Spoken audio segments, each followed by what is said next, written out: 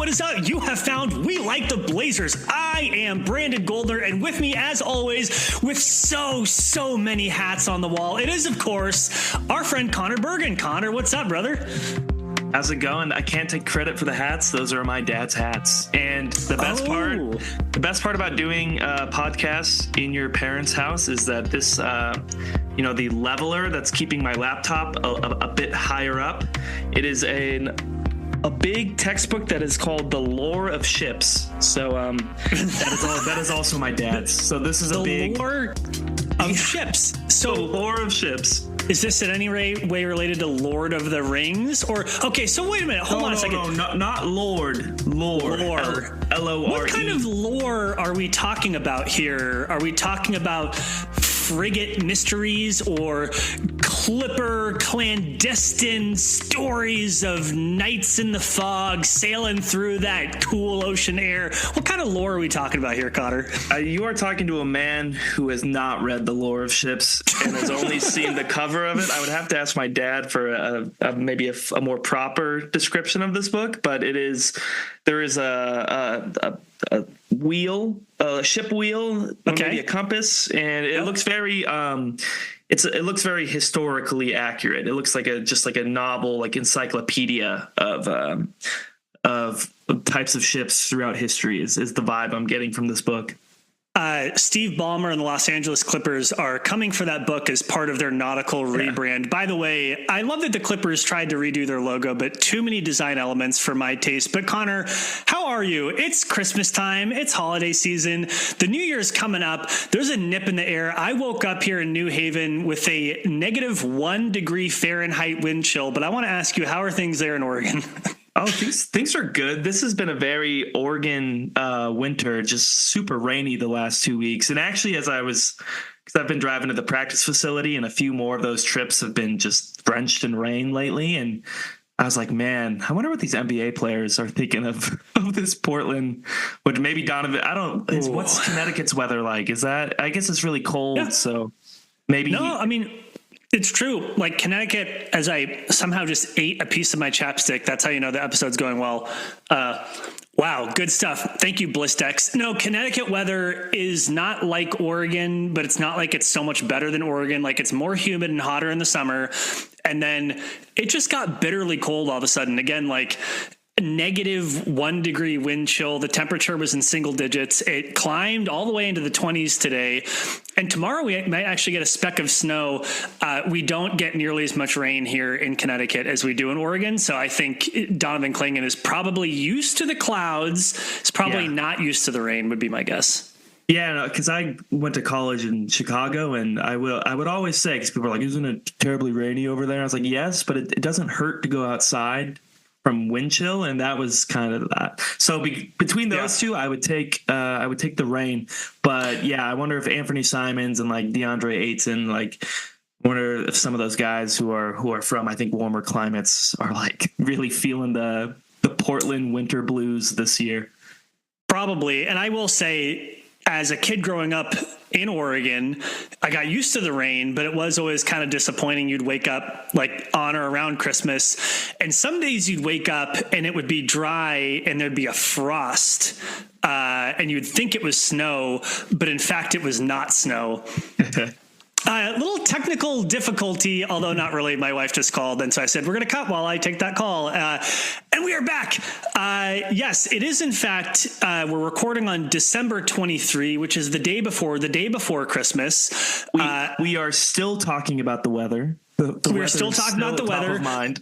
For those of you who are like me and work in an office environment, yes, there were very few people today. Yes, there will be even fewer people tomorrow. Actually, before we get into Blazers Talk, Conor, I did want to make a quick plug for something that I wish I had looked up before, as I'm now furiously Googling. I asked my boss, Conor, today if I could, in fact, tomorrow, which is Christmas Eve, where there'll be even fewer people in the office, I was like, hey, for the people who are actually going to be here, can we do something fun? Can I bring in my Nintendo Switch and just hook it up to the conference room, and people could just play on their unpaid break?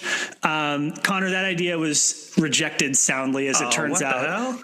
That's some Grinch. That's some Grinch-like behavior. No. Shout out to my boss. It's more of, if you work in public service, there is, unfortunately, you have to be very mindful of the perception that you as a public servant are not wasting taxpayer money, which I completely understand and respect. I did reemphasize this would be on people's unpaid breaks. And she's like, I don't have a problem with it, but it's the perception if someone were to walk by.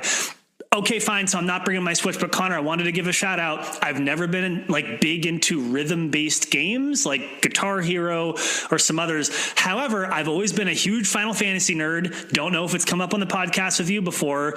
Starting with Final Fantasy 3, actually no, Final Fantasy 2 US, which I believe is Final Fantasy 4 in the canon of Final Fantasy, because of course some of them were released only in Japan. It didn't come to the US. But there is a game, Connor, I believe it's pronounced Theater Rhythm Final Bar.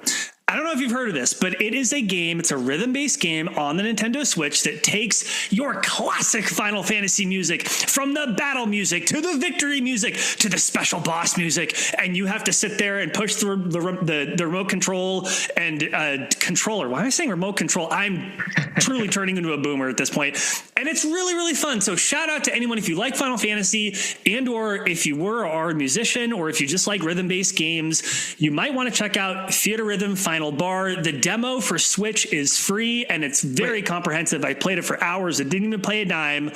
Anyway, that's my shout out. So it's like Guitar Hero, but for the Final Fantasy soundtracks and themes and stuff like that. That's pretty sweet. Yeah, you explained it better than I could, and it's really fun. I just want to make sure I'm following. And you your party, you level up and you get items and blah, blah, blah. I'm very early into it, but it's been very fun. And some of the difficulty modes are absolutely mind-bendingly difficult. So, I couldn't get past halfway through medium on Guitar Hero. So that's, I get that. It's tough. So anyway, shout out to Final Fantasy and Square Enix for bringing such a wonderful game into my life. And shout out to my boss, who if it were up to her, she would have allowed it. But anyway, no Switch in the office. I take back the Grinch comment. I'm sorry. No, it's fine. There aren't going to be any Switches in my office, Connor, but you know what we do here. God, I almost nailed it. What we have here on We Like the Blazers today is a special holiday gift-giving edition where you and I get to, I don't know where I'm taking this analogy, unwrap the presents given to us by our loyal listeners.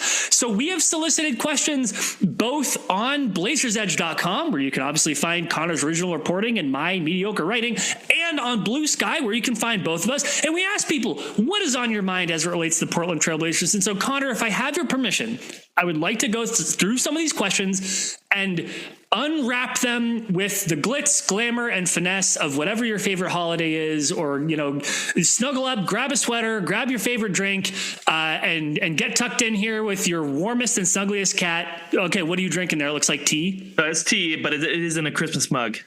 And nice. Yeah. I get, okay. Next time I'll show you a very cool surprise. Can't do it this episode though, but we are going to start from the comment section on Blazers Edge, again, where you can always find our work.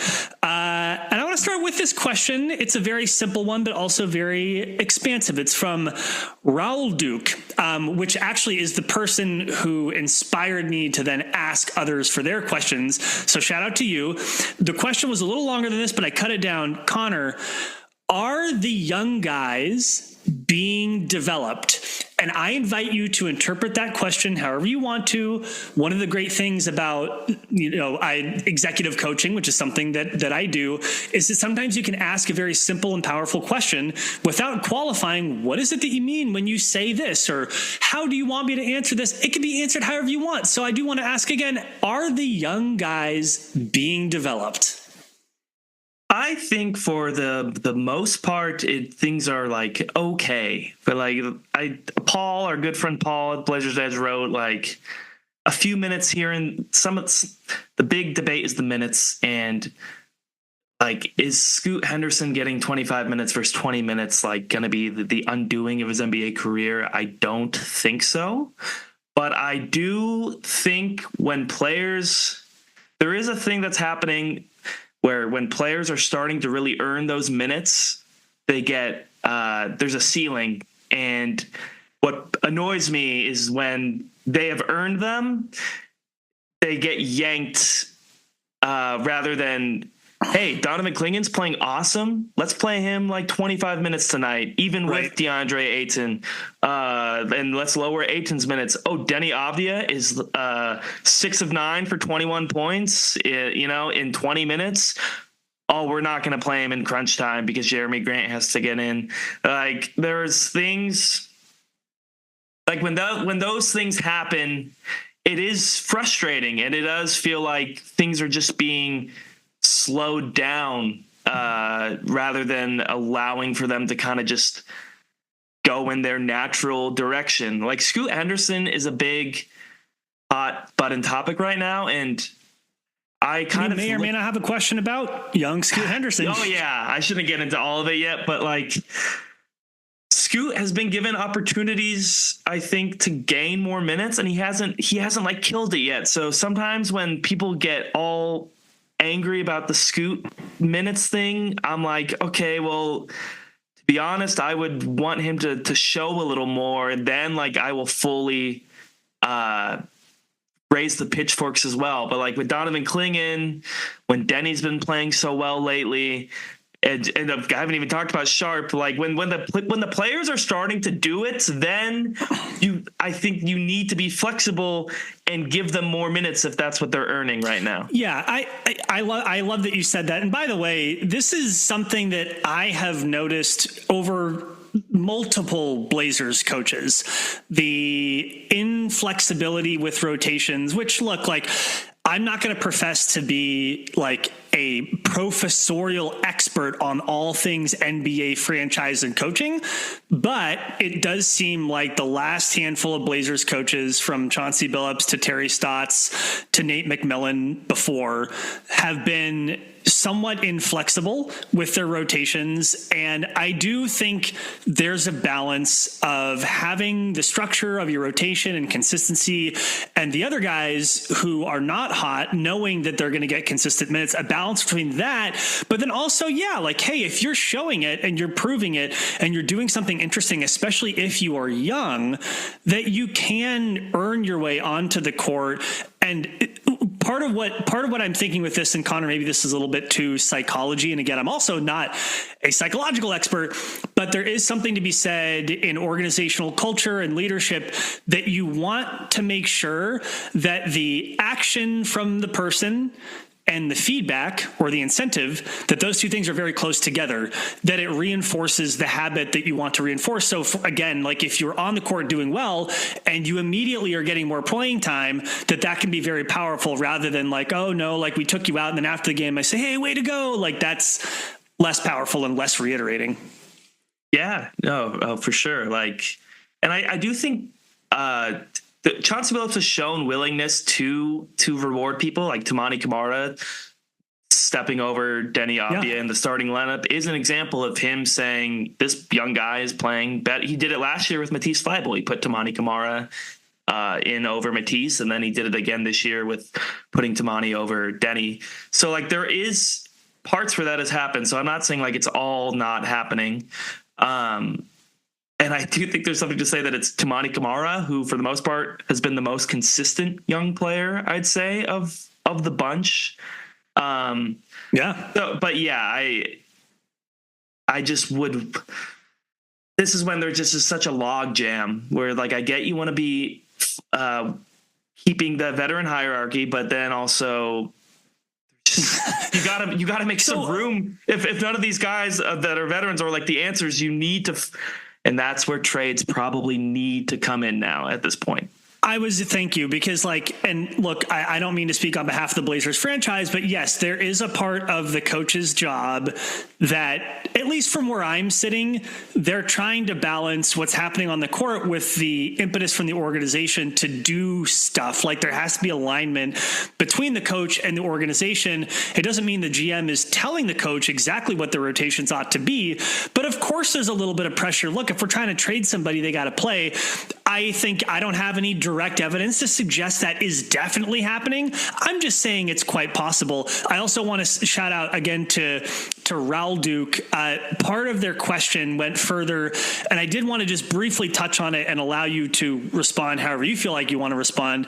But their question was really even more about the part I didn't ask, was about the process of other teams developing young players and what metrics that you use to say, is a team good at developing somebody or not? I wanted to offer my answer and then kick it to you for if you wanted to grab this. I think it is hard to say. I didn't do the deep dive on which teams are best at developing players, but what I'll say is a longtime NBA fan, respecting franchises, for example, like the San Antonio Spurs, that for a long time, they seem to have players who were drafted pretty mid to late first round, early second round, who just all seemed to pop. And then they would trade them for value, or they would become Hall of Fame legends. And part of what you can't disambiguate is that because their scouting and drafting was awesome, or was it because they're awesome at developing young talent?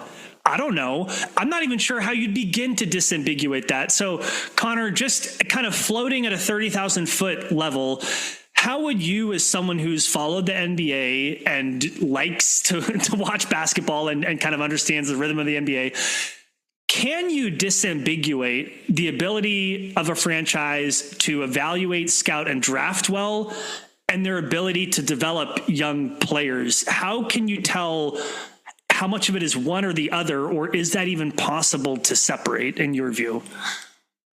My view, it's hard to separate. I think you just look, I mean, we just kind of see the results, which it's I think kind of annoying because it's like, it's like it feels like a cop out for if anybody does anything bad. It's like, well, there was no deals on the market, or well, they like that player wasn't good. You know, like they like that player didn't have it, so all the development in the world wouldn't have like been there.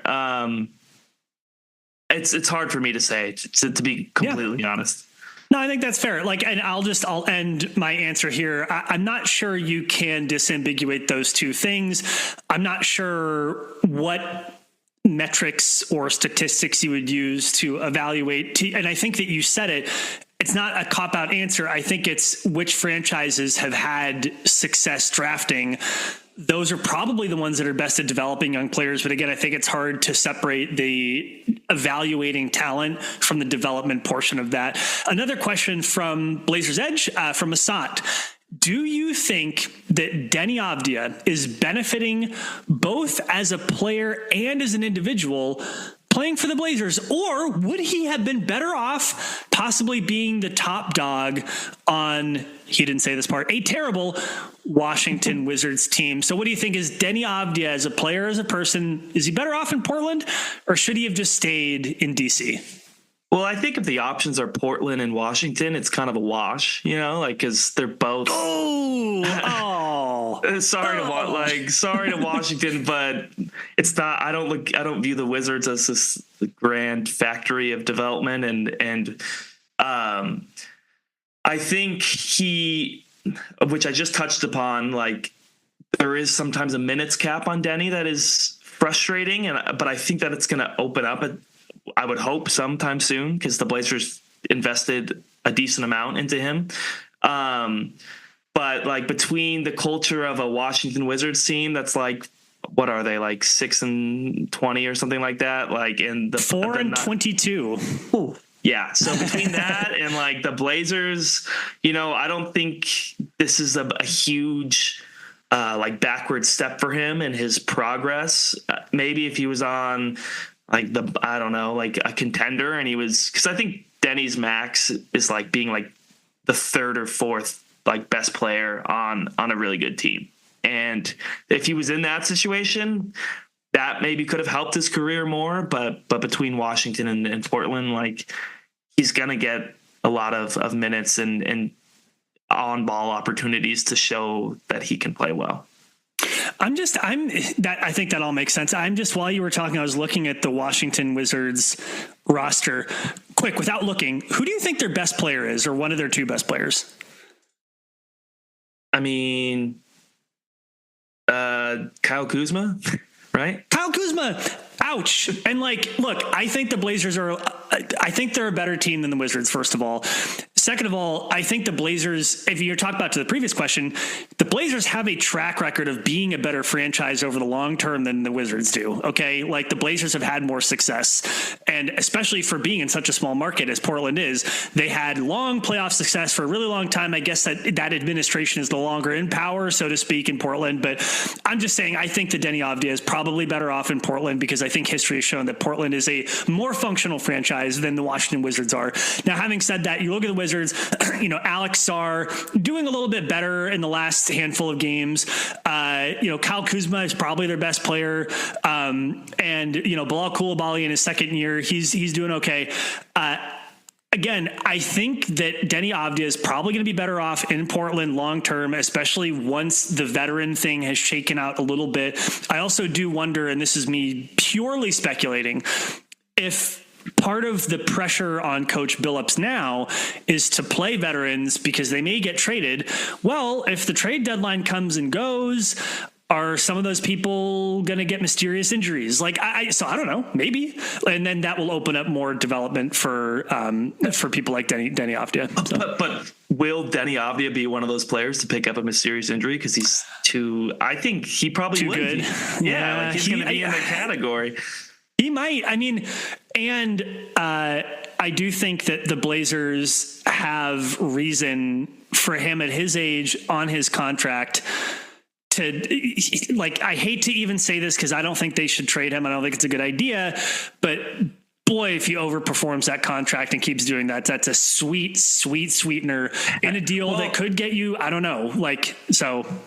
The nice part is, though, that's like 3 years away, right? Like the contract's pretty long. So, but I guess my point is, that's what I'm saying is it's such he's so tradable. Like, it's so, yes. I don't know, like maybe there's, I don't even know. I don't even want to go there. So anyway, I'm going to say Portland. How dare you for saying that they're the same as Washington? Look, you got to revoke no, I'm just kidding. From the Blazers Edge comments from longtime preview question asker, Cash Considerations, I appreciate you. The Denny trade surprised some of us fans in that we sent out draft picks in the deal as a rebuilding team. Are there any players worth sending out draft picks for that would shape the rebuild? So, like, by the way, like, I'm kind of squeezing into your ability to answer this question.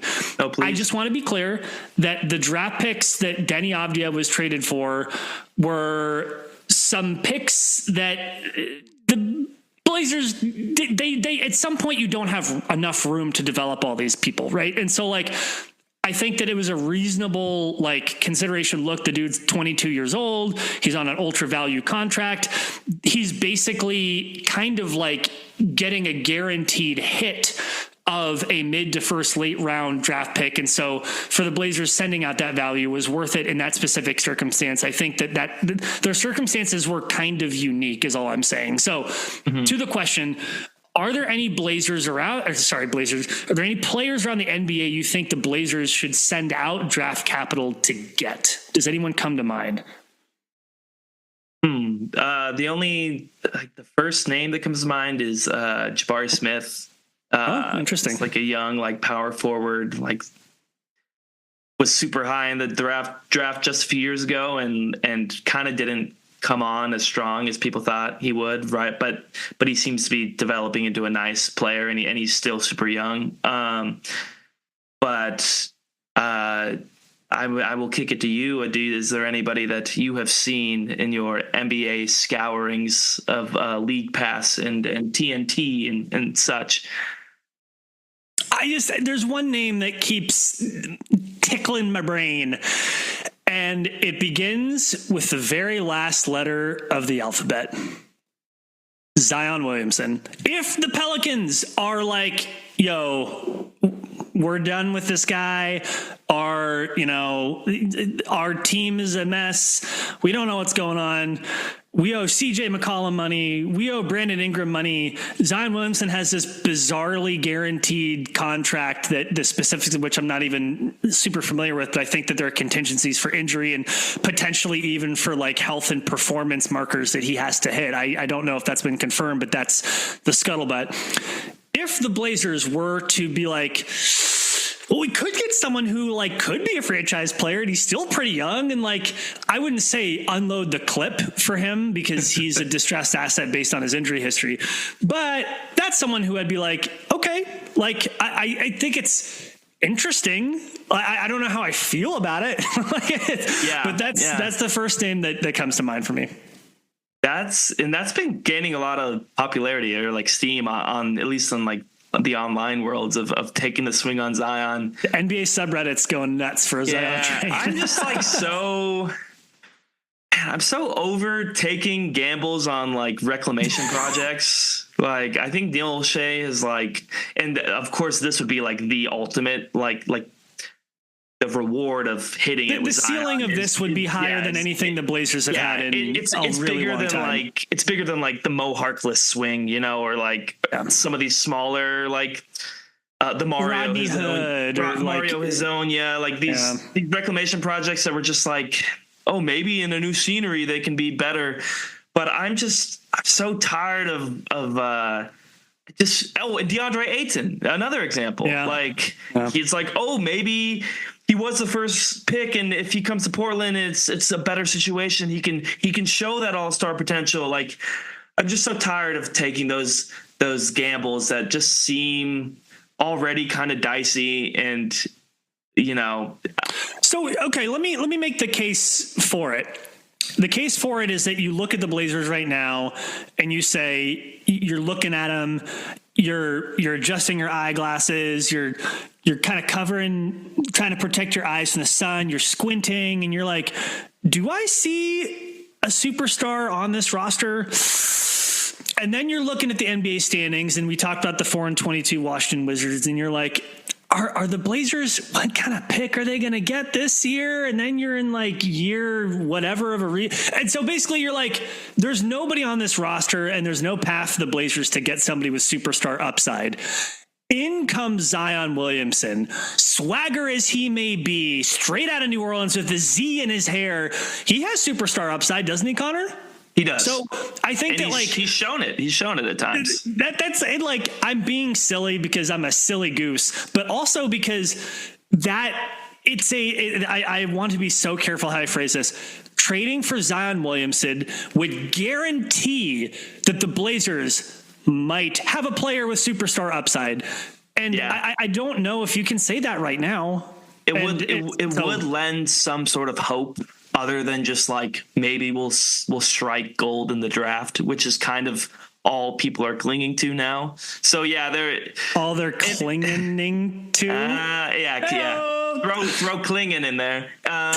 So like in that sense, to bring hope to Rip City a little bit, that would be nice. So like, but it would be the most disgusting kind of hope, wouldn't it? Though, like this guy's getting hurt again.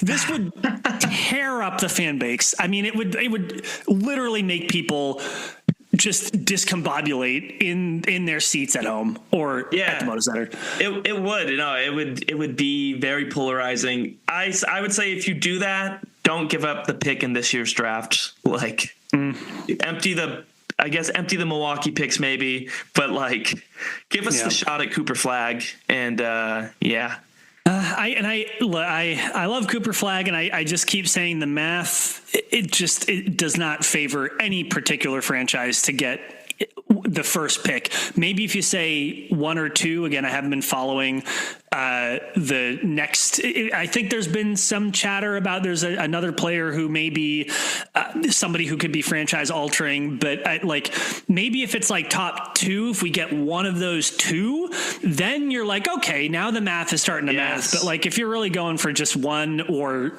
no hope, I don't know. So again, this is true. Top five. Anybody in top five? Give us. Well, I mean, now if at that point, then you're guaranteed, and you're like, okay, yes, we're good to go. But I'm not sure you can rely on there being like five franchise altering players in any draft, let alone at the top. Maybe. I don't know. Okay, last question from the site before we get to some questions from BlueSky. Actually, before I ask this, are you, I am not, are you like a beer drinker at all? Oh, not really. Like, okay. Yeah. Well, unfortunately from Williams Wonder, the question I was going to tee up here, because the other two are a little harder to answer on the fly, was best Northwest hazy IPA. Love you, Williams Wonder. I have no idea. I like hazies. I wouldn't be able to tell you like which hazies are the best. Like if I'm at a bar, I will order it maybe. What was that? If I'm at a bar and I see a hazy, I would order it. But is there like, if someone was like, Brandon, you need to name a hazy Northwest IPA, or we're going to take your cats away from you, I think I would have to hug my cats goodbye. Like, is there even one that you can name? I know like brands, but like I don't know their hazy names, you know. Or so I did work at Melitus Beverage for a number of years in the summer stocking beers. You would hope that I would know more about beers because of this job, but just with stock. Fair enough. If you Google Northwest Hazy IPA, shout out to whoever gamed the Google algorithm at Untapped, coming up with Northwest Corridor Hazy IPA, made with Cascade, Citra, and Sabro for notes of citrus, coconut, and tropical fruit. First collaboration with Misfit Beer Works. Good for you. Good stuff. That's my answer. It's not really an answer. Sorry about that. Connor, we now turn our attention to the social media site BlueSky that is in fact not owned by name redacted. We are going to these questions. Over his last 5 games, Shaden Sharpe. Oh, by the way, that was a poorly executed joke. Probably wasn't funny. The question is coming from Paint and PDX, who is in. Well, I don't know if I give their name in real life away. Shout out to the business owner of Gifford's Flowers, downtown Portland. If you need flowers, go there. Not going to give away your name, though. Anyway, from Paint and PDX, over his last 5 games, Shaden Sharpe has been averaging 19 points, 5 rebounds, 3 assists, with a mixed bag but decent shooting in 32 minutes per game over his last 5 games. So small sample size, but not totally insignificant. More importantly, we've witnessed him looking more aggressively for his offense. The question is, Connor, are we in fact witnessing a Shaden Sharpe breakout? I'm not ready to say that. I'm happy. I'm happy. I'm like, why do you gotta pee in our Cheerios, Connor? Man, I'm calling us a wash with the Wizards. This is man, maybe I'm horrible. The beat has been just beating me down this year. Okay. It's like, no, but I'm happy. Like, I think this is a good sign. Like, I'm just not ready to call this the breakout yet, because he's had stretches where he's done this before.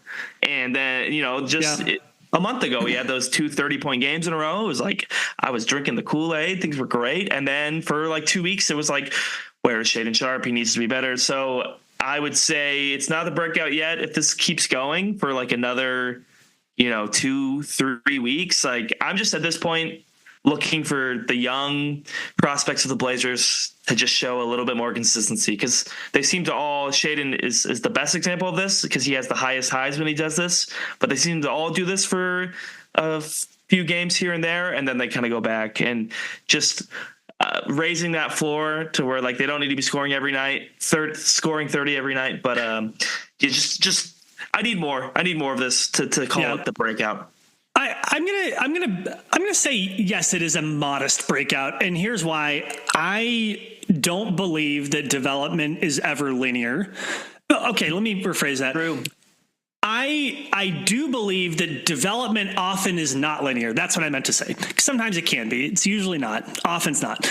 I think for Shaden Sharpe, when he puts together a run of games where he looks really good, aggressive, blah, blah, blah, and then he regresses, I think that's perfectly normal. That's something that we do as adults in our professional work, especially for in new jobs with new bosses and new colleagues and new systems and blah, blah, blah, blah, blah, which is exactly what happens in the NBA on a very quick scale. I don't think we appreciate how fluid the NBA game is, and that it changes not only from year to year, but even within a given year. Like, teams will be looking at what other teams are doing. They'll look overseas for inspiration. They'll try new stuff and wrinkles. You'll have different NBA metas, right? Like, and that stuff make it hard for young players in particular to find their footing.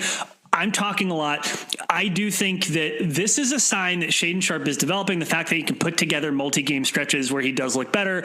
It doesn't mean he's just going to be like a star from here on out.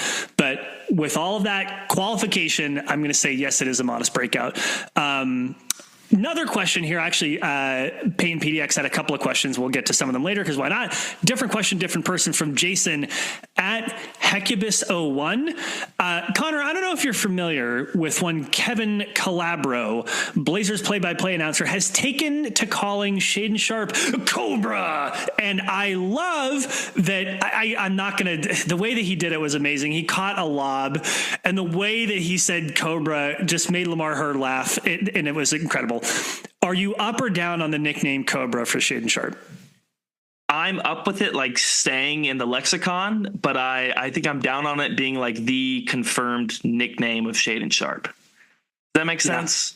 Yeah, it does. I like maybe call his dunk the signature Cobra dunk, or just it's one of his alternate names, but I don't want it to be the official Shaedon Sharpe nickname. I think I'm with you. I would even go further to say I'm down on it as a nickname. I'm up on Kevin Calabro saying it. And we do have friend of the show, Keith Feltner-Smith. He posted a poorly photoshopped picture of Kevin Calabro in response to that tweet wearing sunglasses. I think it's very funny. Again, anything that gets Kevin Calabro excited, I'm here for. But as to the nickname, I'm not as into it. Have you, by the way, this is not part of the questions, what's the deal with mac and cheese? What was that? It was Shaedon Sharpe was responding to Thanksgiving dinner, either this or that. Yep. And then at some point it got to like mac and cheese or cranberries, mac and cheese or chocolate cake, mac and cheese. So I'm up on mac and cheese. I think is funnier. And there's like a very deranged AI generated picture. I'm down on that. Sharpe. I was going to say, I'm down on that photo. Anytime that photo comes across, I don't like it. I see it every time I close my eyes to sleep, and it reminds me that we're but mere mortals. I love that picture. I think it is so terrifying and so funny. And it's, I'm both, again, very distraught with AI, but also it can be very fascinating and very hilarious. Another question from Payton PDX. What year-end holiday gifts are you getting for the following Blazers? I don't know how I would answer this, so good luck answering this yourself. And you can just maybe pick one of these people. Yeah. What year-end holiday gift for Anthony Simons, for Jeremy, for Aiden, for Shaedon, for Scoot, for Donovan, for Chris Murray? Any one of those players you're like, there's a particular gift that was Matisse. Did they mention these names specifically? You just did. So yeah, Matisse. Because I remember there was that video last year of him. Somebody gifted him a book, right? And he was talking about how much it meant to him.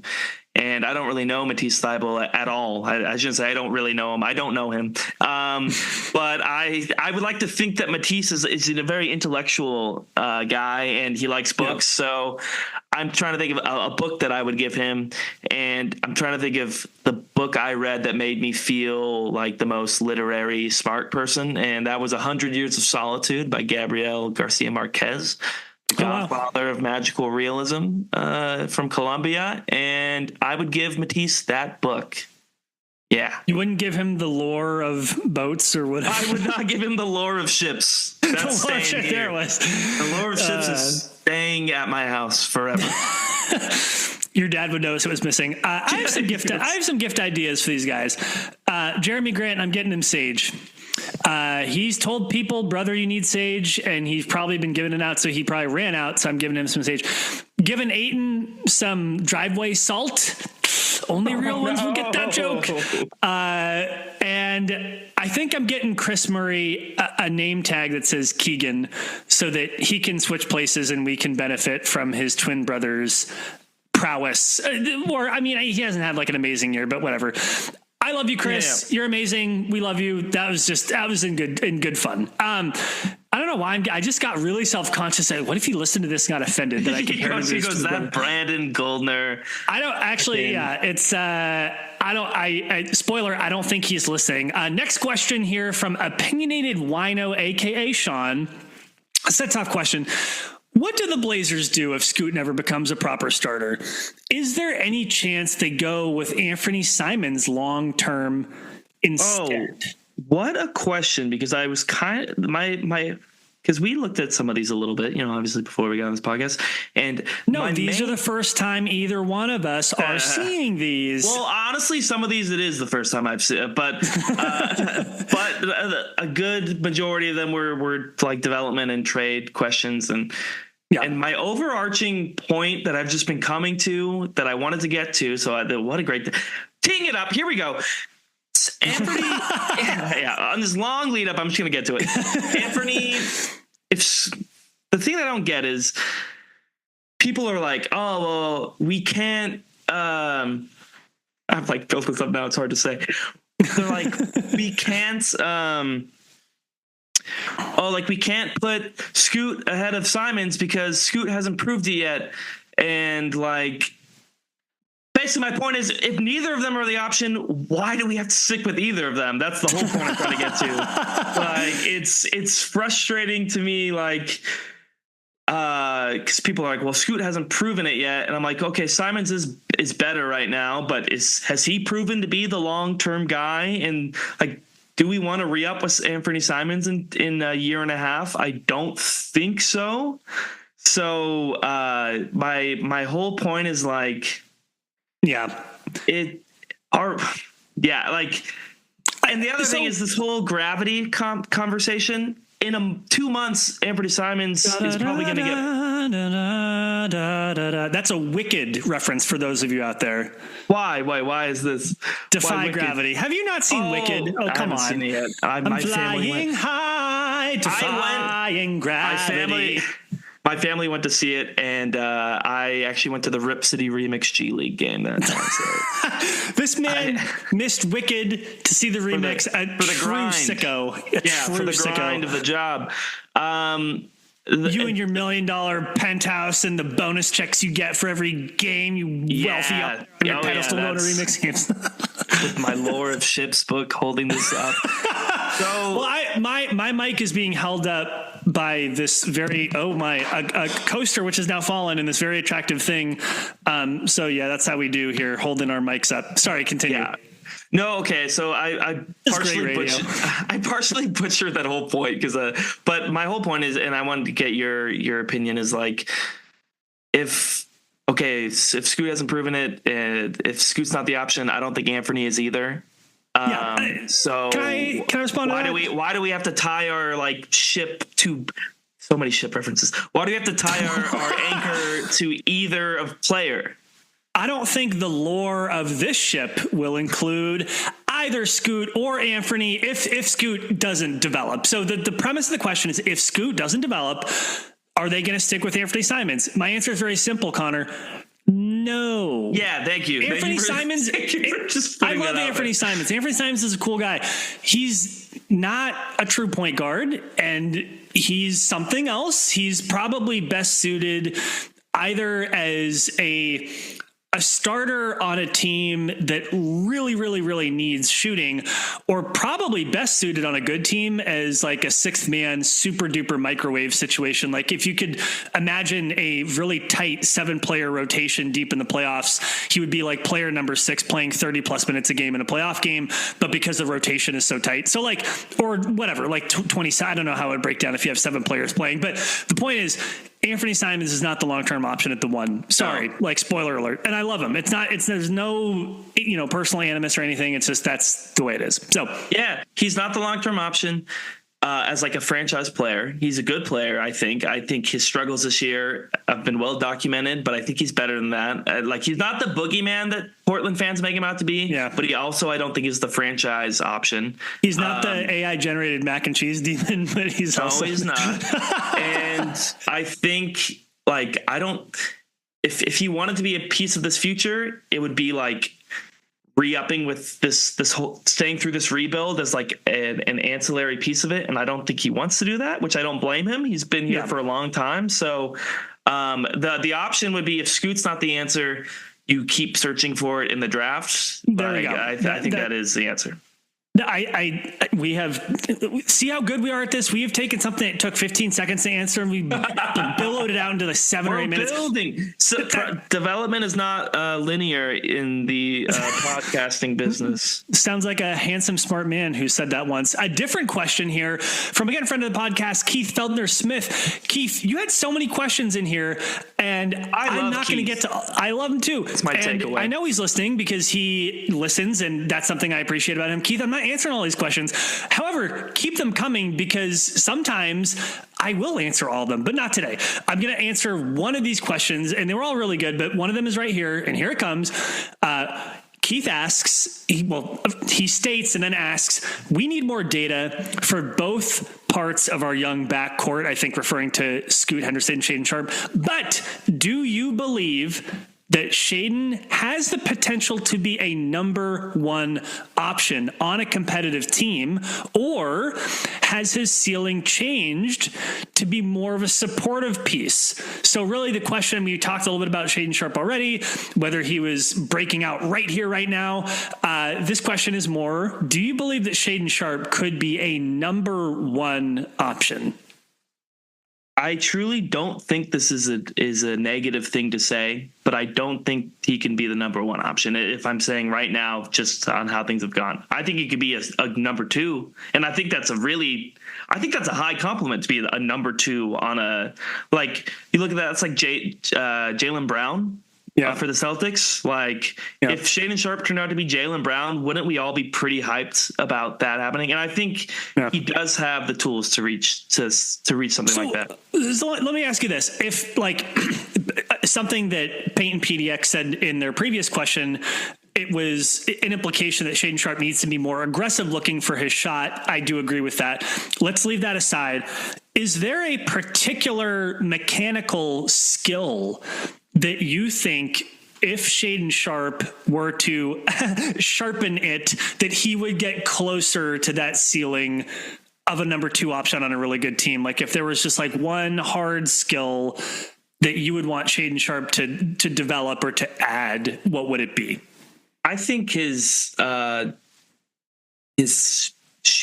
shooting, like creating threes on his own. And I thought that was like kind of decent, because the spot up shooting has been solid throughout his career, his small career. But I mean, he likes to take a lot of threes on pull-ups, which has been kind of a criticism of him this year.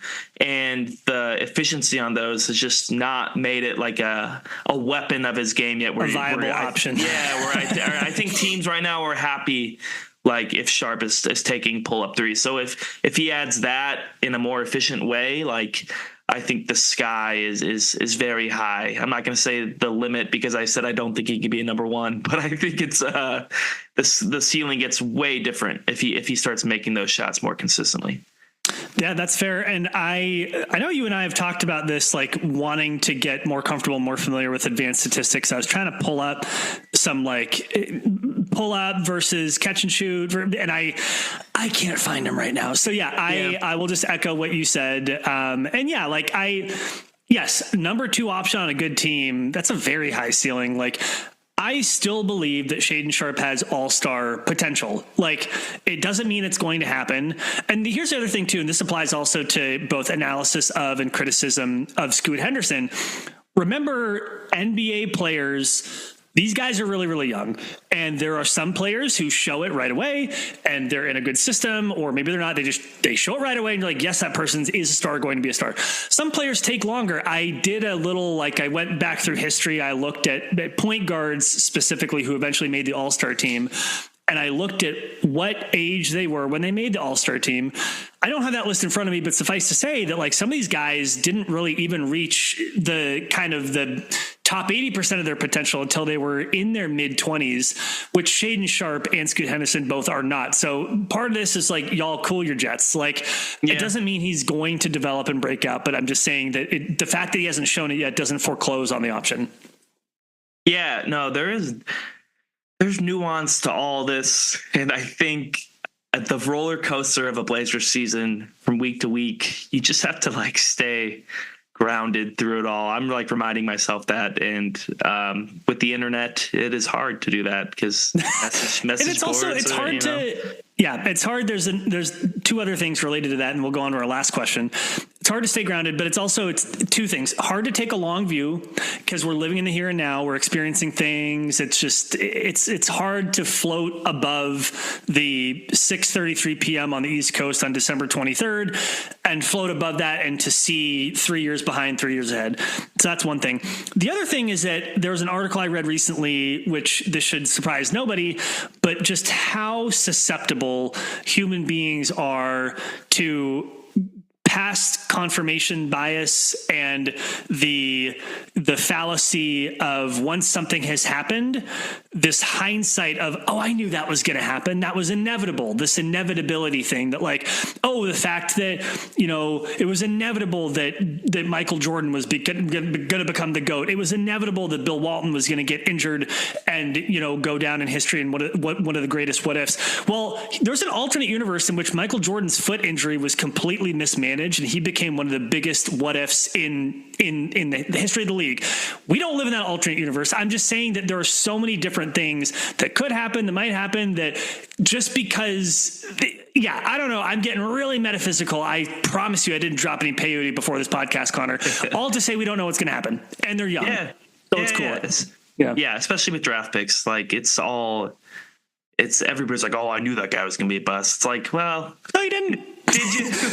Also, people get paid lots more than person sitting on couch to make these decisions, and it's hard. Scouting is hard. Knowing what's going to happen is hard. Last question. This question also goes hard. It's from Mac Deuce. I believe this is Brandon McIntyre. Shout out to you, Brandon. Us Brandon's got to stick together. Also, the next time I'm in Portland, we will be playing basketball together again. Question for Brandon. If you could change the in-game strategies of the current Portland Trailblazers team, whether it were the rotations, whether it was something like shoot more threes, whether it was some kind of a structural defensive adjustment, if you, Connor Bergen, Coach Bergen, were to change one of those in-game strategies, what would be on your list? What would you do differently? The first thing that jumps out is just putting some of the younger players in better positions when they're on the floor. Like, Scoot Henderson is an on-ball player, and that is where he's going to make his money in the NBA if it happens for him. So just having him be in the corner less, like, and it kind of goes to development. I think the minutes at times can be an issue for some of these young guys, but the big thing also at times is, putting them in better positions to succeed. Having Scoot Henderson just initiating the offense, and same with Shaedon Sharpe, just getting them the ball more. And if I know it's like, oh, well, Shaedon Sharpe needs to be more aggressive. And the coaches have been telling him that. I think you just got to keep forcing him the ball even more then, if that's the thing. Like, don't make it impossible for him to defer. Yeah, I think that's totally fair. And my answer to that is going to be less technical. I get this is hard to do. Maybe you can't do it. It would just simply be to play certain veterans less, particularly if they're not playing well. Like, I'm not going to name names this time. I might in a different episode, but I don't like seeing 2 for 11. I'm not a big fan of if you're Mr. or if you're shooting 2 for 11, maybe I don't know, man. Like, I'm not a coach. I guess it's a part of being an NBA player is having a short memory. It's okay. You got it. But I'm just saying, like, as a fan, it is frustrating when you believe that this team getting better structurally means developing young players, means giving them opportunities, and you see players who are not a part of that plan, who are getting a lot of minutes and getting a lot of opportunities, and they're also not making the best of them. They're not having the best seasons. And sure, if I were a more brilliant analytic mind, I could say what specifically the coach should be doing to be maximizing those veterans, to maximize their trade value and get them off the team.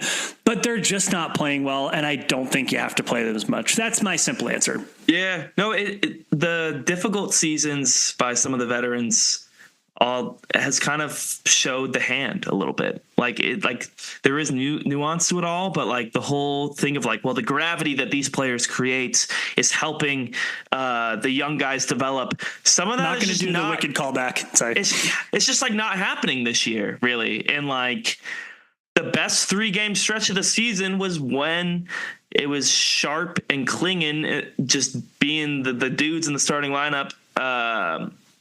And I think you can't like overlook that too much. I think I agree with you. And what a great way to end the questions. Connor, we're going to close this episode by just quickly dipping to a broad overview. The Blazers are now 9-19 as we stand here. They are playing the Mavericks in a couple of hours. Blazers got a little bit of a layoff for a second during the NBA Cup kind of mini break, which I don't know if the players appreciate that or not. Connor, the Mavericks are in fact 11.5-point favorites at home against the Blazers. How do you see this game going? Of course, this is going to drop after the game is over, so I'll just want to make you look bad immediately. Yeah, let's see. Let's see. What do you think about this? The prospects are not great, especially Luka Doncic is questionable. So if he doesn't go, that makes the game tremendously easier. But the thing is, the Blazers shot like 60% from 3 the last time these two teams played, and they still lost. So I would imagine they're not going to shoot that well. Connor, again. You were dead wrong. They in fact shot 58.1% from 3. And they still rounded up. You know what's funny? In my mind, I was like, they didn't shoot 60. They shot 58. But it was a round up. I'm messing with you. That's 60. I know. That's 60. That's 60. So 60. Yeah, I think it's going to be tough. Fair enough. They combined, you're right. Last time I had to look this up. They combined for 268 points. Oh, doggies. That's a lot of points. All right. Better question. Are you taking the over or the under on 268 combined points? Under. Okay. I'll take the under 2. Anything else you want to touch on before we adjourn for these beautiful holidays, whatever anyone may be celebrating? I think all I'm going to say is this isn't like a message of hope. I don't know what message this is. Maybe it's a message for myself, but the season is going basically how it was expected to go is kind of what I'm realizing. And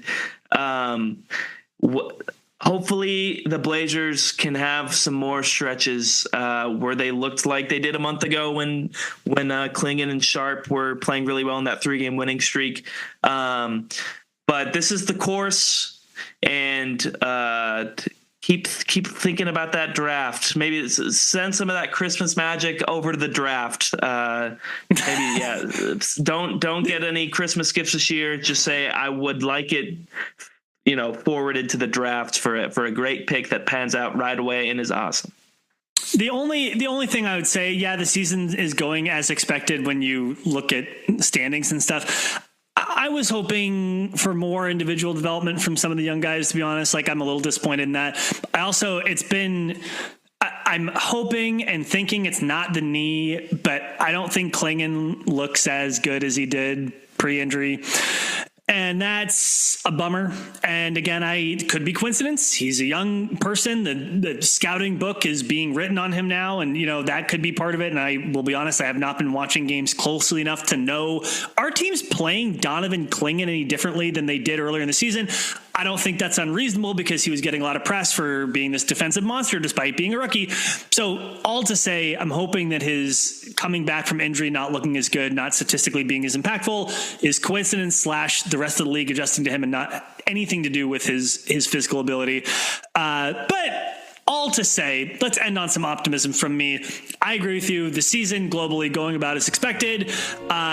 We appreciate you. If you want to get our hot holiday takes, we are baking them up at WeLikeTheBlazers.com. You can also find us on basically any podcatcher. Just search for We Like the Blazers. You can also find us on BlueSky, the superior social algorithm. Find me, Brandon Goldner, search for my name. You'll find me, Connor Bergen, search for him. You'll also find our work at Blazers Edge. You also would be thrilled to know that we are part of the Rogue Media family of podcasts, which also includes Trail Daddy with Dave Deckard and Rip City Roundtable with Cory Dickman. That is a lot of words. I almost got through all of it. I appreciate all of you. Thank you so much. Until next time, go Blazers. So long. Dang it. No, So you're close. good. You're good. So close. So close.